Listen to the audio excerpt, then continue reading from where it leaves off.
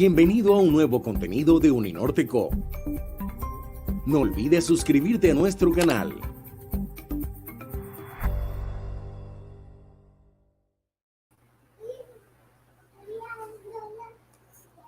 Buenas tardes, bienvenidos a una nueva sesión de nuestro ciclo de conferencias de qué se está hablando en ciencia de datos. El Departamento de Matemáticas y Estadística de la Universidad del Norte les da la bienvenida y hoy tenemos como invitado a Daniel Soto Sevar.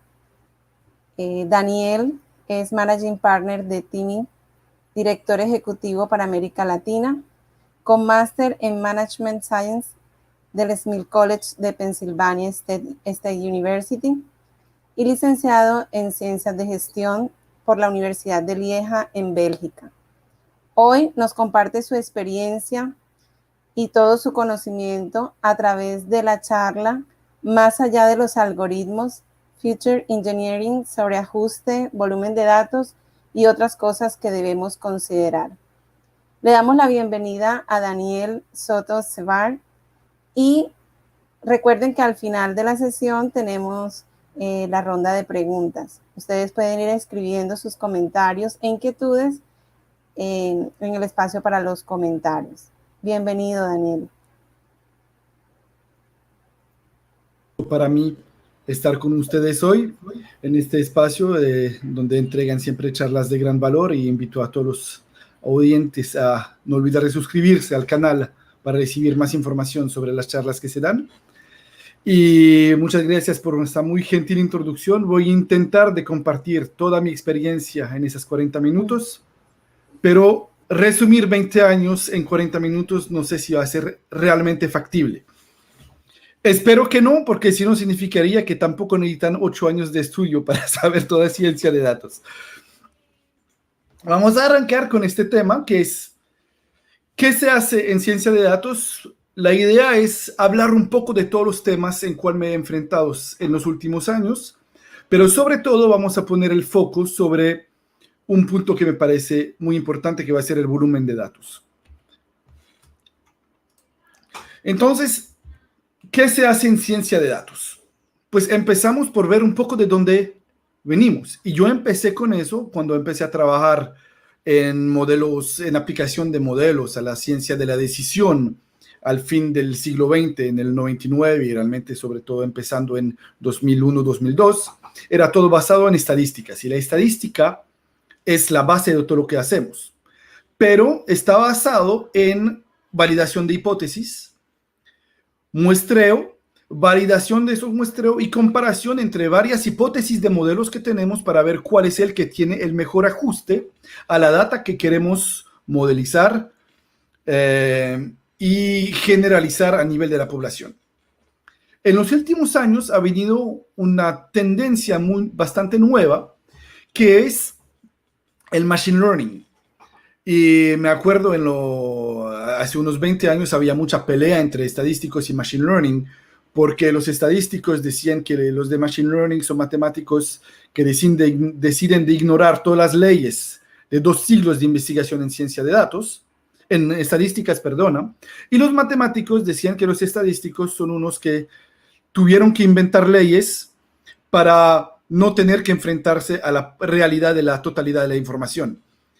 Y resulta es que ambos tenían razón, porque la ciencia del machine learning fue inventado para aprender a partir de la población sin realmente tener hipótesis. Bueno, nos gusta creer que no hay hipótesis, para buscar patrones, solo diciéndole a la máquina, mira, quiero entender qué está pasando con este fenómeno, búscame en todo el universo que vas a encontrar. Y eso es la esencia de lo que es aprendizaje de máquina. Dejar que el computador trabaje para nosotros usando algoritmos que lo van a guiar. En este tema también está la inteligencia artificial, que está cogiendo mucha fuerza hoy en día, pero finalmente la inteligencia artificial solo es una forma más o menos automatizada de generar reglas y sobre todo aplicar reglas. Digo, un carro que reconozca que un niño va a cruzar y para, es claramente inteligencia artificial. Sin embargo, cuando uno lo piensa, ¿qué hay por detrás?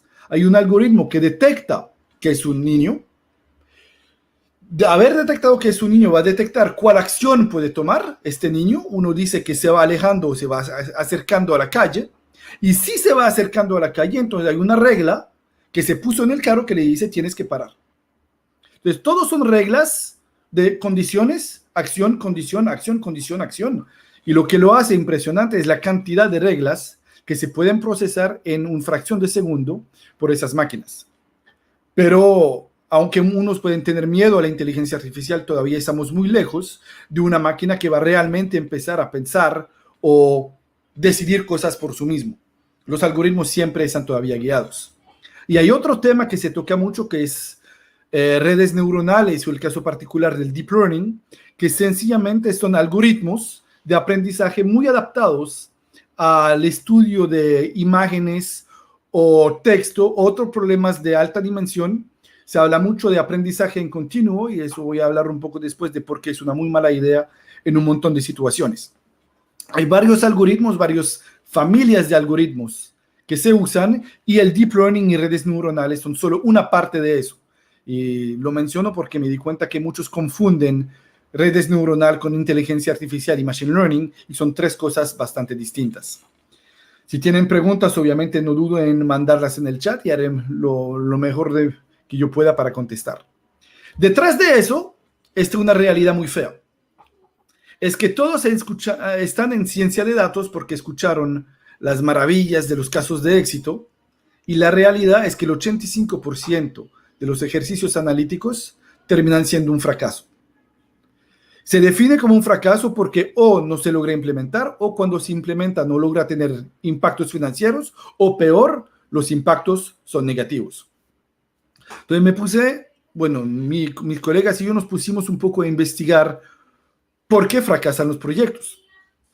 Y la mala noticia es que solo encontramos un estudio bastante viejo, que ya tiene 9 años, que fue hecho de forma sistemática y realmente investigada de por qué fracasan en las organizaciones. Y salieron esas 6 razones principales. La primera es que la implementación del ejercicio del modelo representaba demasiados esfuerzos. Teníamos un modelo genial, pero no podíamos ponerlo en producción por razones técnicas. Venía otro tema que lo voy a ir ahora al final, que dijeron que hubo un cambio, y las metodologías que tenemos no pudieron adaptarse a este cambio, y nos tocó abandonar todo y volver a arrancar desde cero y perder meses o años de trabajo. Y una cosa casi imperdonable es que no había soporte interno, y que hicimos un ejercicio sin saber si la organización lo quería hacer o no. Y vienen los 3 que creo que, y se me olvida uno que no está ahí, y estoy convencido que es uno de los principales, que es una mala definición del problema que teníamos que resolver.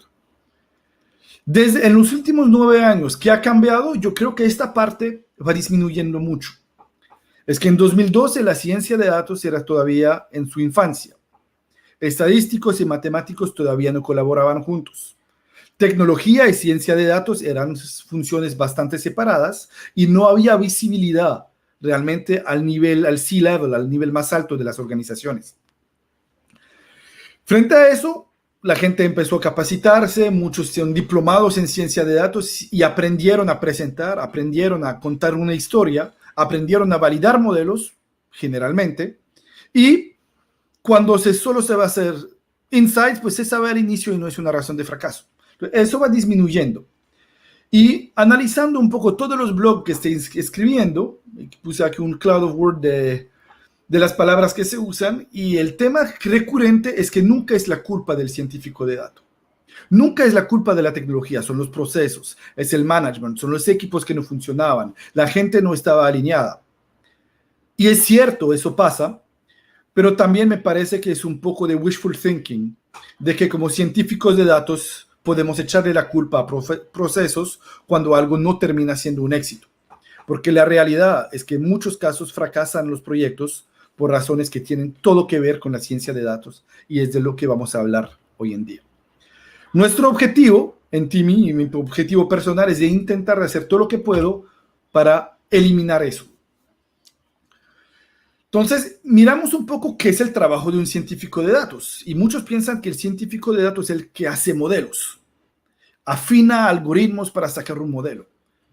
Y eso es completamente equivocado. Nuestro trabajo es un trabajo de organización de la información. Hace años que hablamos de eso, que el 50-80% del trabajo es realmente en data wrangling, ETL, data analysis, data organization.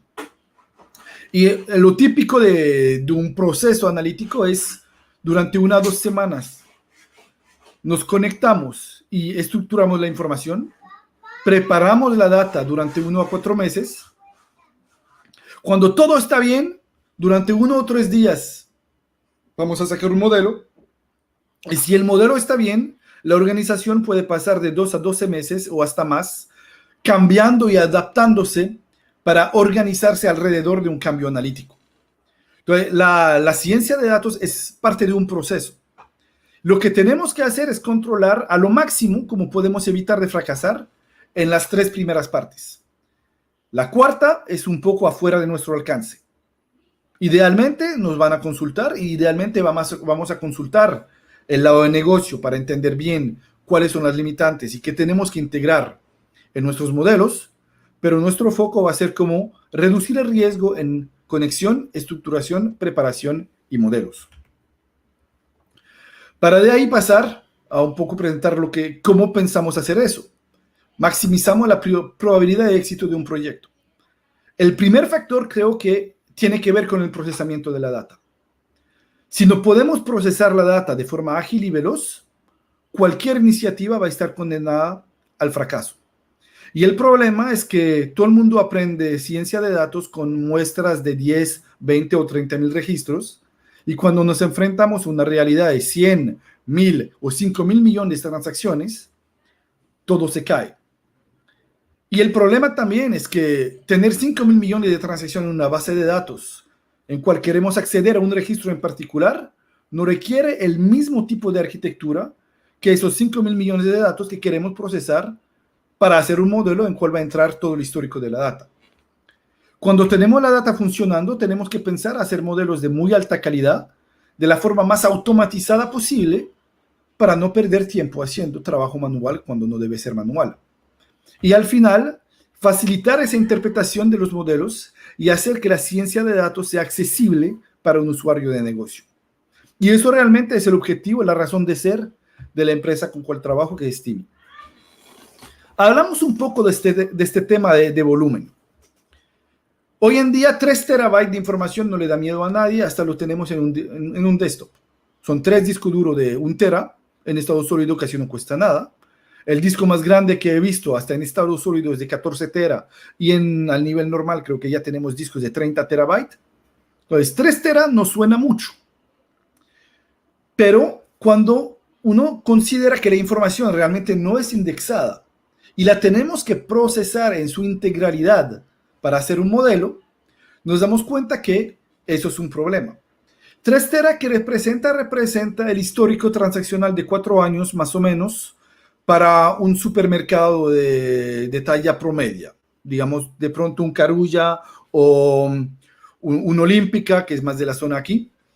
En 4 años podría tener entre 1 y 4,000 millones de transacciones más o menos. Si queremos leer esa data en un disco mecánico, solo para esta operación vamos a demorarnos 8.3 horas.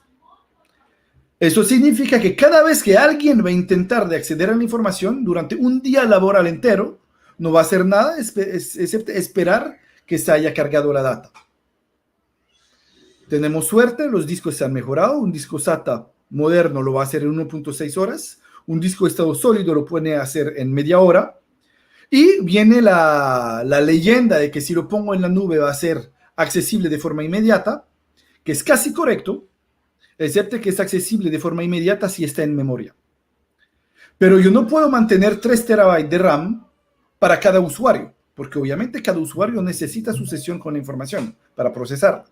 Si tengo 10 analistas, no puedo mantener 30 tera de RAM bloqueada para tener la data ahí en caliente por si la necesitan. Entonces lo que se hace es que se almacena en una estructura en discos que es basado en una lógica de Hadoop distribuido, y la mala noticia es que eso es sumamente lento para leer. Va, en el mejor de los casos, según lo que he podido observar, de pronto algunos tuvieron más éxito y lo vieron un poco más veloz, generalmente más lento, pero seamos optimistas, 5 megas por segundo. Significa que para leer toda la data en media hora, yo tengo que poner 200 discos trabajando en paralelo para subir la data en la memoria. Entonces, esto nos hace tomar conciencia de que hay un problema enorme solo en el formato de datos. Si pensamos la data no comprimida, vamos a tener un problema. Si comprimo mi data en zip, va a usar menos espacio, pero el tiempo de extracción va a ser superior al tiempo de lectura original y otra vez no me funciona. Por suerte tenemos formatos como formatos Anatela, formatos Parquet, que permiten comprimir eso a 100 gigas y leerlo en menos de 2 minutos, y esa barrera cae sola. Solo al hacer una decisión tecnológica, eliminamos de por completo casi un problema que existía antes. Y este almacenamiento y velocidad de lectura es muy importante. Pero viene otro.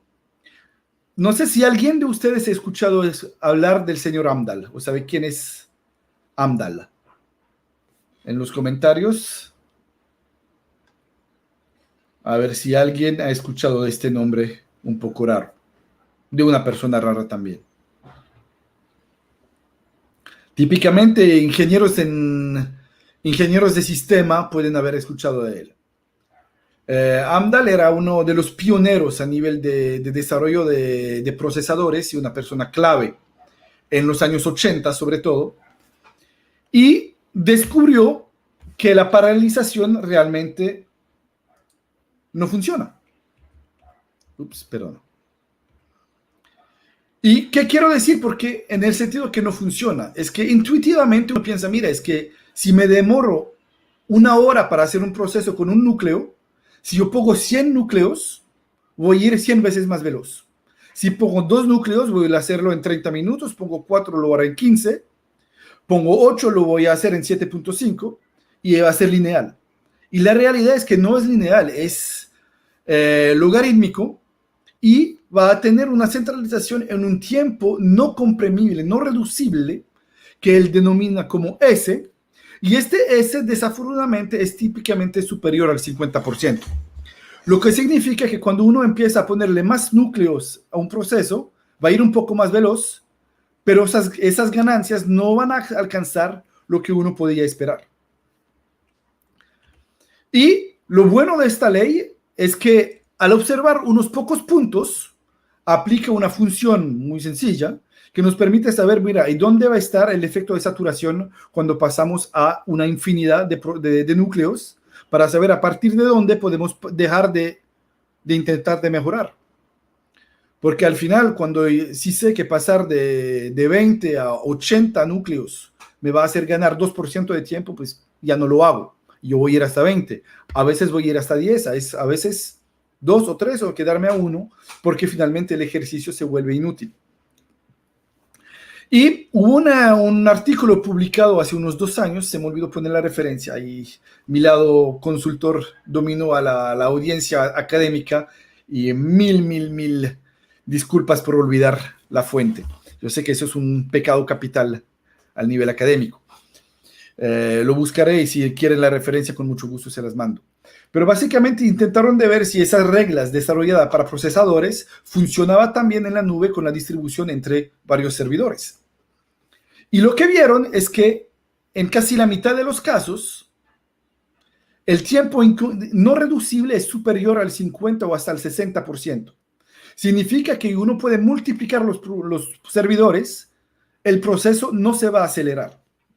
Hay algunos casos, en el mejor de los casos, el S alcanza el 15%, lo que significa que un proceso de 100 minutos se podría reducir a 15 minutos, pero nunca más, y no importa la cantidad de servidor que vamos a poner. Eso es muy importante al momento de enfrentarse a un tema grande a nivel de ciencia de datos, porque la cantidad de registros que procesamos es enorme, y a veces solo agregar procesadores o servidor no lo va a arreglar. Nos toca cambiar completamente la forma de pensar en cómo vamos a solucionar este tema. Hicimos una comparación a ver si, cambiando la lógica y teniendo una obsesión por reducir el S, pero en lugar de intentar distribuir, vamos a volver a inventar un poco la rueda y cambiar la forma de calcular, cambiar la forma de agrupar, cambiar la forma de ordenar, cambiar la forma de hacer una multiplicación y volver a código C, volver a código assembly para tener el sistema más óptimo del mundo y ver qué podríamos ganar frente a Spark, que es el sistema más veloz que existe en memoria hoy en día. Hay un test que es muy interesante, que se llama el TSPH, que es típicamente usado para operaciones de bases de datos, pero como vieron que el 80% de nuestro trabajo es transformar la data, tener un sistema de operación de base de datos, que son agrupaciones, cálculo, ordenamiento y join, es donde vamos a tener todas las ganancias en un proceso analítico. Poner el foco en entender los algoritmos es importante, pero controlar esta parte de preparación es lo más fundamental. Y se hace pruebas de comparación de base de datos entre 1 giga, 10 giga y 100 giga de información. 100 giga es alrededor ya de los 800.000 millones de transacciones. Comparamos el resultado de Spark contra el resultado que tuvimos. En algunos casos vemos que pasamos de 600 segundos a 6 segundos en una sola máquina. Entonces, un solo núcleo optimizado, cuando uno se obsesiona por la reducción de este S, va a tener resultados de 10 y hasta a veces 20 veces superiores a lo que se puede tener cuando uno sencillamente intenta de distribuir poniéndole más máquinas. Y esa lógica de distribución, que es una lógica de facilidad, porque uno piensa, le pongo más plata y resuelve mejor el problema, pero resulta que no funcionó. Hasta hay unos casos en el cual no fue capaz de procesar la data, y si miramos aquí el ratio, es que en el mejor de los casos hay una diferencia entre los dos. Si miramos ahí a 1.8 de mejora, pero en algunos casos 68 veces más veloz de una tecnología frente a la otra. Entonces, ¿cuál tecnología vamos a usar? Va a tener un impacto. Y en la ciencia de datos hay hay unas investigaciones que van realmente hasta allá. ¿Cómo reducimos este tiempo no compresible? No tiene el lado, voy a decir, glorioso y exótico de estar inventando algoritmo, pero para mí es el que más impacto tiene hoy en día en las capacidades analíticas de las organizaciones. Ahora, ¿por qué funciona tan bien la nube? ¿Por qué esta pasión por la nube? ¿Por qué poner nube por todas partes? Pues la verdad es que hay muchas aplicaciones para cual funciona a la perfección. Si yo soy, no sé, Citibank, yo tengo que procesar 10 millones de transacciones por segundo que están haciendo en todo el mundo y aplicar automáticamente modelos de fraude. Eso se distribuye de una forma espectacular, porque lo que tengo que hacer es aplicar una regla a una fila, pero 10 millones de veces por segundo. Entonces, si pongo 1000 máquinas, eso sí lo puedo repartir y irá 1000 veces más rápido que si tengo una sola. O de pronto 800 veces más rápido porque hay un poco de tiempo perdido en la distribución entre las máquinas, pero va a ser súper eficiente. Entregar información a una app, para que cada usuario tenga algo único. Otra vez, la nube perfecto. Gracias a la nube y la duplicación de la información a nivel global, cada persona se va a conectar al servidor más cercano, va a tener la data disponible y accesible, y todo el mundo se va a poder conectar sin hacer una sobrecarga, porque los queries están distribuidos, son queries chiquitos y no hay problema. Para la NSA o cualquier servicio secreto, escuchar una conversación telefónica también distribuye de forma perfecta. Detectar el patrón en un solo video. Otra vez, yo mando 1000 videos en 1000 servidores, cada uno va a trabajar a la misma velocidad. Recupero. Clasificar una nueva imagen. Todo eso funciona muy bien en distribuido. Pero cuando estoy intentando hacer un modelo, todo cambia. Mi trabajo ya no es de mirar una fila, es de mirar 100 millones o 1000 millones de transacciones sobre el cual yo quiero aprender. Y si corto esto en 10, puedo encontrar reglas distintas. Inicialmente yo voy a tener que procesar absolutamente toda la información. Hacemos muchos trucos, hacemos muestreo, pero el muestreo tiene que estar validado, que esté bien hecho. Y de lo general nos toca procesar absolutamente todo en algún momento para poder sacar una regla.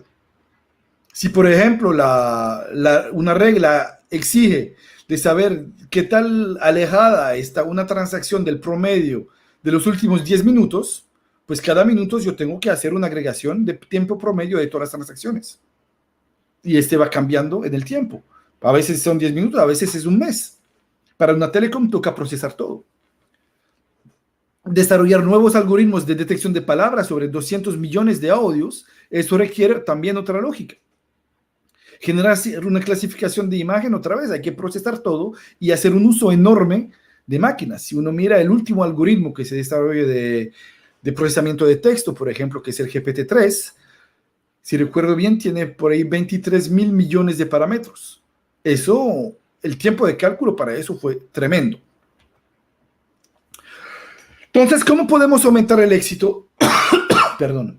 A nivel de procesamiento, primero, pensar en comprimir, pero sin aumentar el tiempo de compresión. Y hay que buscar herramientas que lo pueden hacer. Al desarrollar algoritmos más veloz, para los ingenieros y sistemas que quieren trabajar en investigación, es un súper tema de investigación. Pensar en nuevas técnicas sencillamente de cálculo, en lenguaje máquina. Agrupar de forma más eficiente. Si uno logra eso, podemos eliminar toda la problemática pegada al esfuerzo demasiado grande y también lo que está pegado al cambio, porque si el procesamiento de la data ya no es un problema, podemos adaptarnos a cambios en las necesidades de organización. Y con eso pasar de 85 al 58% de fracaso, que ya sería una enorme victoria. Pero todavía habría más de la mitad de los proyectos que fracasan. ¿Qué podemos hacer? Pasamos a la parte de los modelos predictivos, que es la que más me gusta, porque es la que parece un poco magia.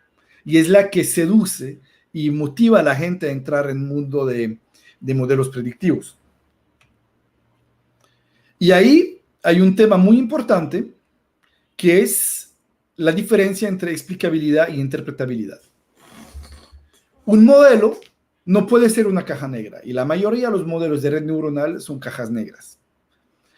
Y uno puede intentar de explicar esos modelos mirando, cuáles son las variables que entraron, hacer análisis de esas variables, de cómo se relacionan con el fenómeno que queremos predecir, y explicar el modelo. Pero es una interpretación realmente de este modelo, no una explicación real. Lo que está pasando adentro del algoritmo es una caja negra que todavía no se puede entender. Y eso es problemático porque la Unión Europea se metió en el tema. Entonces, en 2018 salió el GDPR, la Regulación General de la Privacidad de la Data, que es una base data, pero en esteroide, y que tiene un alcance universal, es decir, que cualquier ciudadano europeo está protegido por la ley de GDPR, no importa dónde está en el mundo, lo que significa, por ejemplo, que yo, siendo ciudadano belga, viviendo en Colombia, si una empresa no usa mis datos de una forma respetuosa de la norma europea, yo puedo hacer una queja. Y esa queja puede resultar en una multa bastante fea. Entonces, básicamente, usaron todo un sistema de protección de la data, que mi data no se puede compartir sin mi autorización. Pero ahora están mirando, es que la inteligencia artificial también genera un problema. Antes uno podía decir que no estaba poniendo la data disponible, solo poniendo algo calculado a partir de la data vía un algoritmo. Y lo que está diciendo la Unión Europea ahora es que, pero si este algoritmo no me puedes decir cómo funciona, entonces no se puede aplicar. Porque hubo varios casos de uso y abuso que generaron problemas.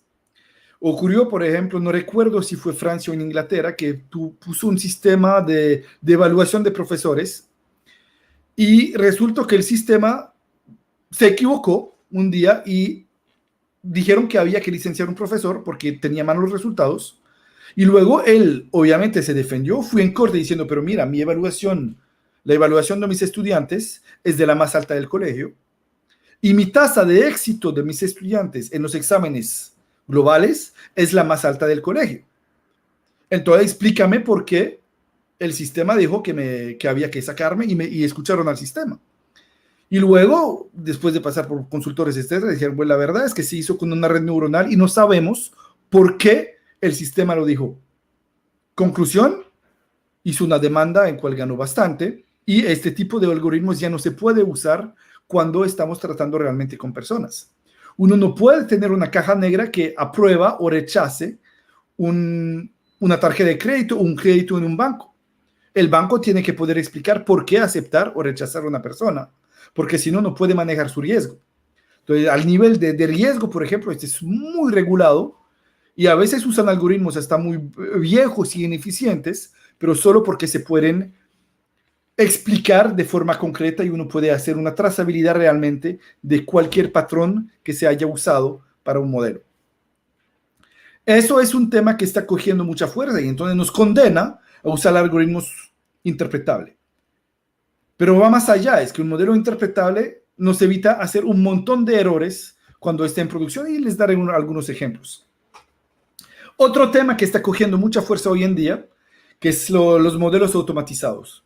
Y yo soy súper fan de la automatización de modelos, pero hay que pensarlo de una forma prudente. Muchos dicen que quieren aprendizaje continuo. Entonces, ¿eso qué significa? Significa que con cada nuevo registro que entra voy a ajustar mi algoritmo para que pueda explicar lo que está pasando. Hagamos una demostración por absurdo, que es algo que siempre me gusta en matemáticas.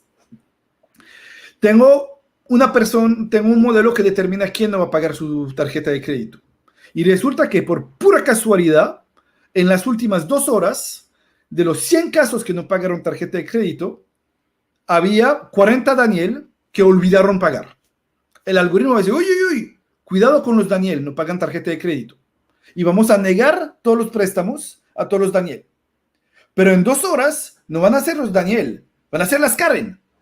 Y de una vez el algoritmo se va a ajustar, no era Daniel, era Karen. Y hacer así un sobreajuste sistemático que nos va a hacer tomar decisiones completamente absurdas, que podemos controlar un poco mejor si entendemos el algoritmo y las variables que están entrando, pero este mismo proceso de aprender de un solo registro, de una cantidad muy poca de registro, es un peligro enorme, porque un modelo tiene que ser estable en el tiempo para tener algún tipo de validez, excepto en algunos casos muy particulares, como por ejemplo las imágenes. Cada imagen nueva ya la puedo usar para aprender mejor. Y las redes neuronales, en este sentido, aplican perfecto para reinforced learning. Pero el reinforced learning, en mi punto de vista, es un peligro enorme cuando se aplica fuera de imagen o texto o audio, porque puede generar temas de sobreajuste para cuál fue diseñado realmente. Otra forma de automatizar modelos que me parece más interesante es hacerlos autoajustados. Es que cuando se va a aplicar un modelo en una ventana de tiempo un poco más grande que 1 hora, sino aplicarlo por semana o por día, y ver que una divergencia de estructura de datos, generar alertas y volver a aprender de forma automática y mandar otra alerta diciendo que hay un modelo nuevo que un humano lo valide. Y eso es algo que está cogiendo bastante velocidad en el mercado porque facilita el trabajo. Y otra que es tener todo listo para hacer un modelo on demand, para que cuando el negocio quiera cambiar algo, solo tenga que hacer un clic, definir cuál es el target y sale el modelo porque toda la data está preparada. Y eso permite una agilidad en las organizaciones que no se había visto antes y era inimaginable hace solo 5 años. Pensando un poco también en otra temática de modelos, y es cómo inventamos formas distintas de modelar.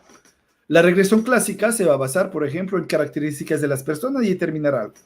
Ahora imaginamos, yo soy Movistar y tengo un acuerdo con Spotify y yo voy a mandar una promoción a mis clientes para que compren una suscripción de Spotify vía Movistar.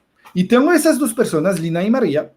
Lina me cae muy bien, es fan de metal bien fuerte, tiene 25 años, estudió ingeniería, trabaja como asesora financiera, vive en Río Mar y tiene una BMW.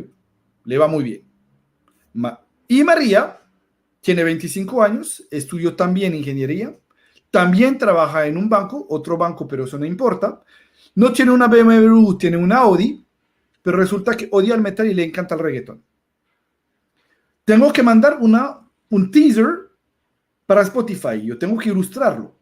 ¿Cómo voy a saber en mi base de datos que solo me dice que son mujeres de 25 años que viven en Río Mar, tienen un carro alemán de un cierto valor financiero y trabajan en banco y tienen buen nivel de educación?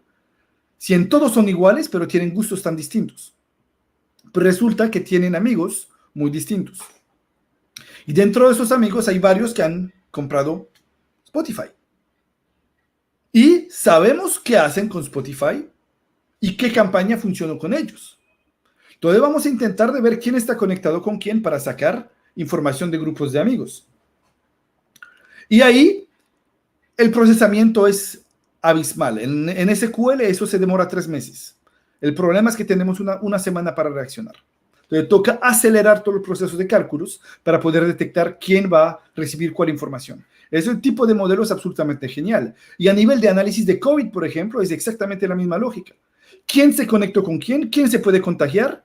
Y en un mundo ideal, si todo el mundo usaría la app, las autoridades podrían decirnos, mira, estuviste en contacto indirecto con una persona confirmada con COVID, por favor valide, quédate en casa unos 3 días para ver si tienes síntomas. Y ahí podemos realmente parar el avance de la pandemia. Y son algoritmos que pueden cambiar la vida. Otro caso es detección de desenlaces clínicos, por ejemplo. Un caso en Sura es que hicieron un trabajo para ver cuál madre en embarazo va a tener enfermedades que pueden llevar a parálisis o a muerte o, en el peor caso, o niños prematuros y hacer todo un programa de acción para poder reducir eso.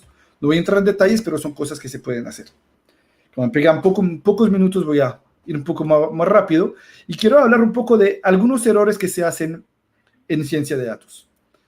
El primero que veo sistemático es la obsesión por el mejor modelo, más preciso, etc. Miramos aquí, esos son resultados de KDD de los mejores. Casi no hay diferencia entre los algoritmos y los que hacen los modelos. Son casi todos hoy en día los algoritmos son buenos y les sale algo de buena calidad. ¿Qué cambia? Es el tiempo. Voy muy rápido para explicar eso. Es que la data cambia en el tiempo. Y cada día que pasa es una oportunidad de acción perdida. Si me demoro 3 meses para un modelo perfecto frente a 2 días para un modelo imperfecto, pero casi igual, yo puedo ganar casi 2 meses y medio o más, 2 meses y 3 semanas de acciones comerciales que me van a generar dinero o de vidas salvadas porque el modelo se generó más rápido. Y cualquier cambio me voy a poder adaptar a los cambios del mercado de forma mucho más veloz y ágil. Y eso es importante. Y para terminar, quiero mostrarles 3 errores reales observadas en el mercado. Stevie Van Belleghem es un amigo, un ex colega mío que aprecio mucho, escribió este libro, The Conversation Manager, que recomiendo a todos los que se interesen en gestión marketing. El libro normalmente salió a $20, ahora se consigue a $3 en Amazon UK. En Estados Unidos subió a $800. Alguien hizo un algoritmo bobo que alcanzó esos niveles. Se me olvidó en cuál sitio vi eso, pero vi esta exacta estimación de evolución del euro frente al peso. Y lo que habían hecho es que una regresión cuadrática y funcionó un poco mejor que la lineal. Y entonces la estimación es que para 2024 el euro va a estar a 10,000 pesos, que es completamente absurdo. No lo va a alcanzar. Va a estar alrededor de 5,000, 5,500, pero jamás va a estar a 10 o 20 o 25,000. Eso no se va a ver, creo que nunca, al menos de que pase algo catastrófico. Pero esa función exponencial puede parecerse bien para el FIT, pero es absurda. Y un comentario que me dieron en una pelea online es que alguien me decía que no hay que saber matemáticas, que hay muchos consultores y científicos de datos que no entienden y dan soluciones en el negocio que hacen mucho dinero. Y mi respuesta es sí, dan este tipo de soluciones, porque cuando uno aplica algo que no entiende, termina de hacer cosas que no funcionan y no va a entender el porqué. Entonces, no digo que uno tiene que saber programar una red neuronal, para nada, pero tiene que entender los fundamentos de cómo está funcionando. Quería dar ejemplos, pero ya no me alcanza el tiempo. Entonces, así lo vamos a dejar y si tienen preguntas, pues con mucho gusto estoy aquí para responder.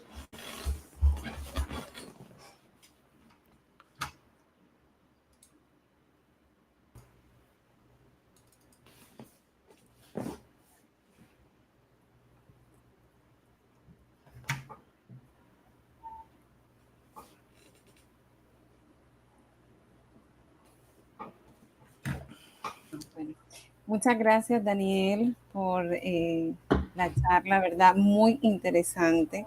La verdad es que me gustó mucho, sobre todo la última parte, cuando te colocaste ahí en esa diapositiva de la explicabilidad versus la interpretabilidad. Muy, muy interesante y sobre todo que mucha gente pues confunde estos dos términos y la aplicación como tal.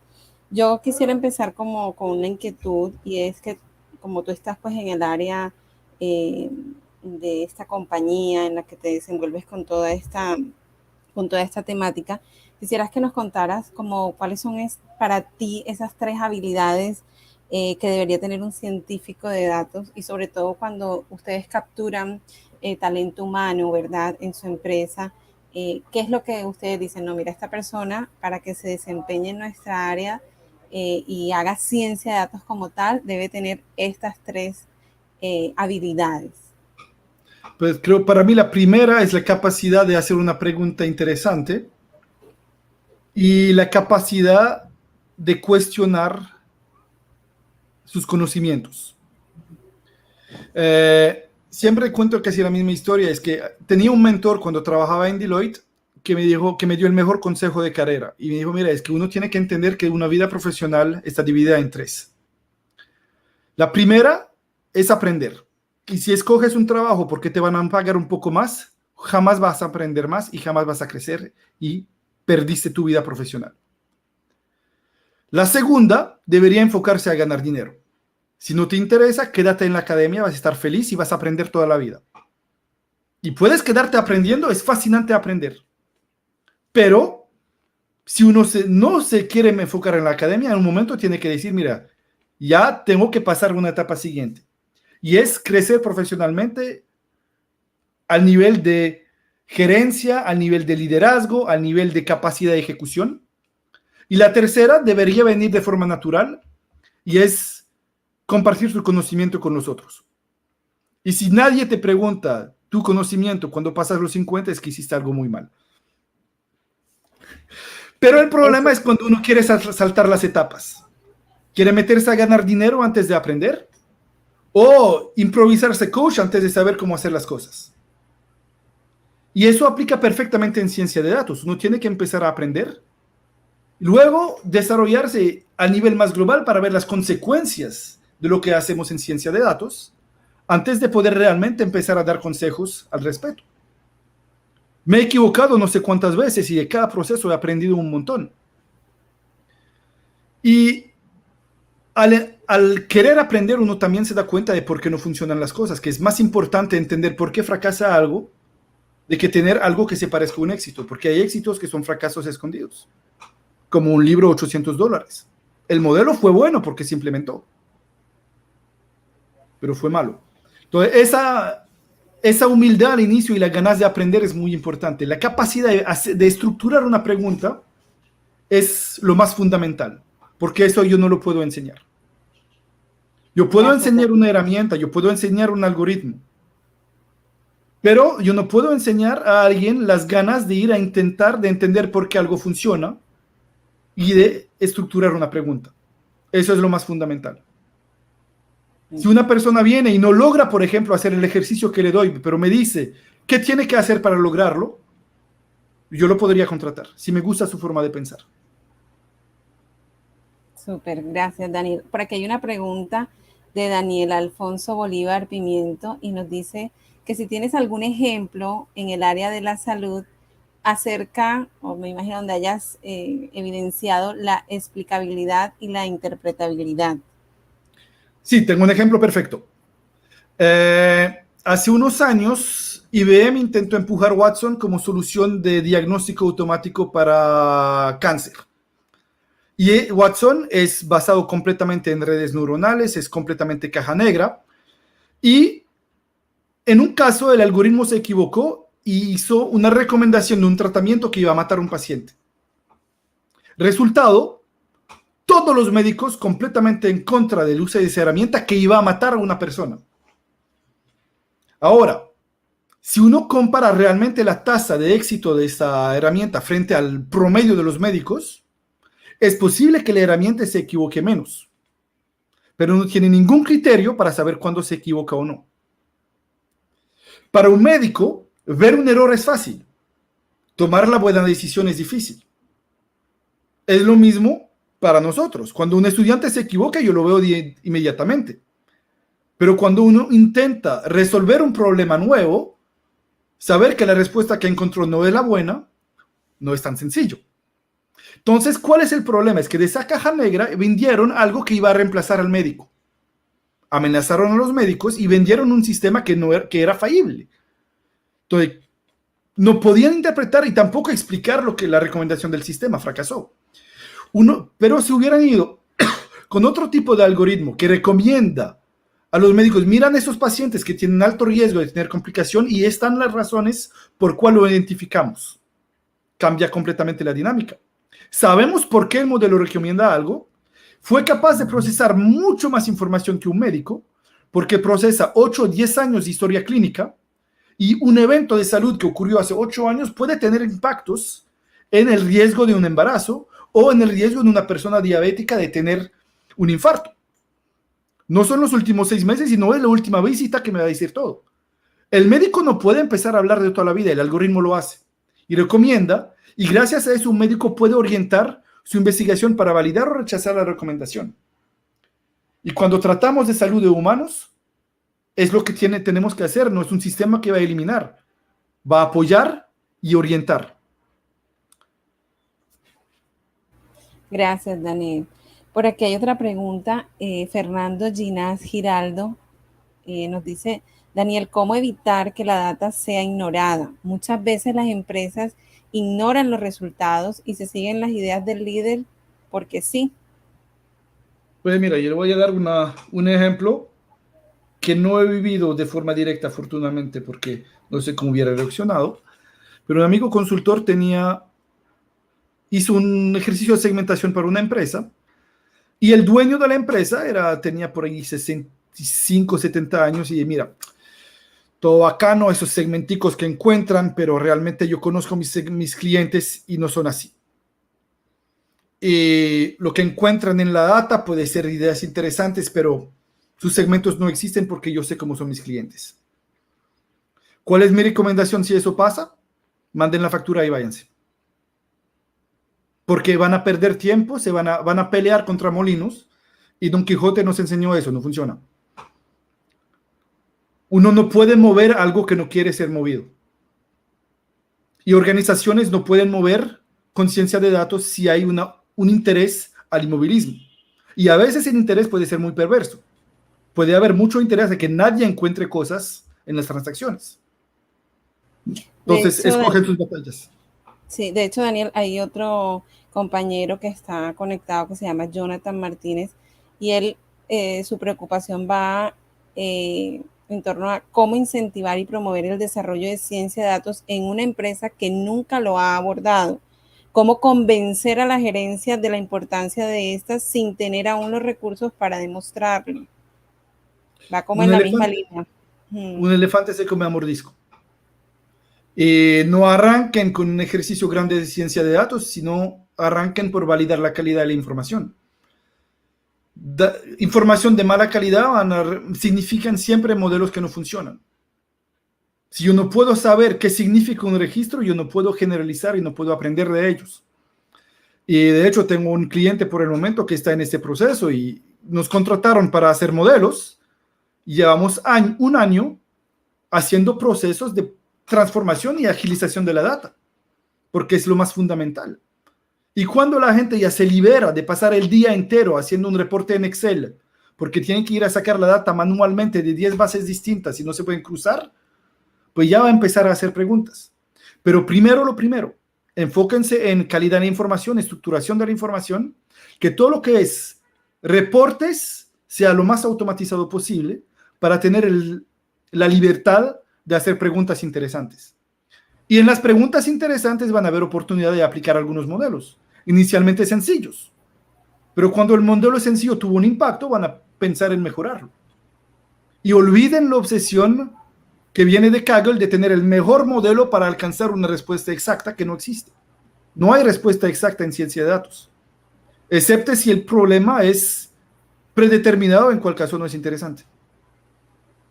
Claro, y ahí fíjate que Arturo Guardo Rincón nos comenta que él está iniciando en ciencia de datos y te pregunta qué proyectos serían fundamentales para empezar a incorporar en su portafolio. Claro, le acabas de dar como una pista, ¿verdad? Una primera Pues, respuesta. para mí, el científico de datos tiene que entender cómo mover datos y aprender a jugar con gran cantidad de información. Obviamente, jugar con Kaggle son cosas chéveres, hay un montón de modelos por resolver. Creo que el 70% son modelos en cual uno no aprende realmente porque la data es tan falsificada que uno aprende a hacer los modelos mal. Porque, por ejemplo, nunca tienen backtesting. ¿Qué es el backtesting? Yo separo mi base de aprendizaje en tres, una para aprender, otra para el test y otra que es el futuro de mi modelo para ver cómo funciona cuando lo voy a aplicar. Y es el que realmente importa. ¿Por qué tengo drift en la data? La estructura de la información cambia. Entonces, si tengo un modelo que me explica perfectamente cómo se comportaba una persona hasta febrero de 2020 y me demore un año para hacer este modelo y lo voy a lanzar mañana, le prometo que no va a funcionar. Entonces, empezar a jugar con eso. A nivel tecnológico, pues, depende cuál es la pregunta. ¿Cuál es la tecnología que mejor trabajo me va a dar? Te voy a decir que es Python porque es lo que todo el mundo quiere. ¿Cuál es la que mejor funciona? No es Python. De hecho, no funciona cuando el volumen crece demasiado, porque la data no entra en RAM y ya no se puede procesar. O el tiempo de procesamiento es tan alto que todo el mundo abandona. Y ahí uno combina con otras tecnologías como Anatela, por ejemplo, que es nuestra plataforma y procesa la data de forma súper veloz. Y cuando quiero hacer un modelo, típicamente trabajo en R porque me gusta más que Python. Eso es personal, porque pues, es un poco más veloz. Y usa menos RAM, entonces me gusta. Pero de proyecto para portafolio hay que saber tecnología, hay que saber segmentación, hay que saber modelos predictivos, hay que entender muy bien regresiones penalizadas, entender límites de las redes neuronales, por qué funciona y sobre todo por qué no funcionan, lo fundamental, los árboles de decisión y entender por qué ayudan a veces, pero no predicen bien. Uno tiene que entender un algoritmo, eso es la base. Y luego, pues, uno crece con los proyectos en ejercicios profesionales. Bueno, gracias Daniel. Y ahí pues ya también un poquito nos orientaste sobre el tema de los software, porque siempre los estudiantes están inquietos y en general las personas que se están acercando a trabajar en ciencia de datos, que usamos R, usamos Python, con qué nos vamos, ¿verdad? Sí. Pero bueno, ya nos orientaste un poquito, quisiera que como para ir cerrando esta parte, nos contaras acerca de esas inclinaciones que tú tienes hacia el uso de ciertas tecnologías o ciertos software. Pues, otra vez, todo depende de lo que uno busca. La recomendación profesional que daría a alguien tiene que saber Python porque hoy en día todo el mundo quiere Python y es la tecnología que fue adoptada por todos los proveedores de nube y creo que en parte es porque es una de las menos eficientes, entonces necesita paralelizar para todo. Entonces es muy rentable. Y como todas las tecnologías están basadas en eso, pues es interesante. Es también una tecnología muy portable que me permite salir de la ciencia de datos y hacer otras aplicaciones. Yo puedo desarrollar software completo para desktop en Python. Funcionan. Un poco lento, pero funcionan. Si quiero hacerlo bien, yo voy a hacerlo en C o en C++. Pero ya es otra conversación. Quiero hacer modelos. R y Python acceden a las mismas librerías por detrás y al final ambas son un wrapper alrededor de esas librerías y lo que uno tiene que hacer es aprender cómo funcionan los algoritmos que están ahí por detrás. En procesamiento de datos, ahí la recomendación que daría es sí, estudien R o Python, el que más les guste, porque de todas formas les van a dar esa lógica de resolución de problemas. Combínenlo con herramientas como Anatela, a nivel de estudiante la pueden bajar, es gratis, entonces eso no es un problema. Y para darse cuenta de cuáles son las limitaciones, el skilling más importante de un profesional es darse cuenta de cuando algo no va a funcionar. Hacer bien el escalamiento, el dimensionamiento de un problema es la mitad del éxito. Si uno no hace bien el scaling, puede hacer todo a nivel de laboratorio, cuando pone en producción nada funciona. Y eso lo he visto. Modelos espectaculares, pero requieren mes y medio de procesamiento de datos para actualizarse. Y tienen que actualizarse a la semana. No funciona, ya se acabó. Hay un límite de procesamiento que hace que no funcione. Y todo eso de scaling es muy importante. Listo, Daniel, muchísimas gracias. La verdad que ha sido todo un placer tenerte en esta segunda sesión del ciclo de conferencias de qué se está hablando en ciencia de datos. Y bueno, creo que súper acertada la invitación.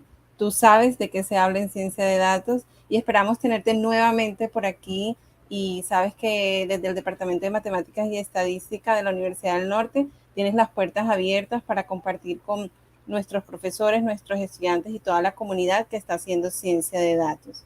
Esperamos que les haya gustado mucho la charla y recuerden suscribirse a nuestro canal.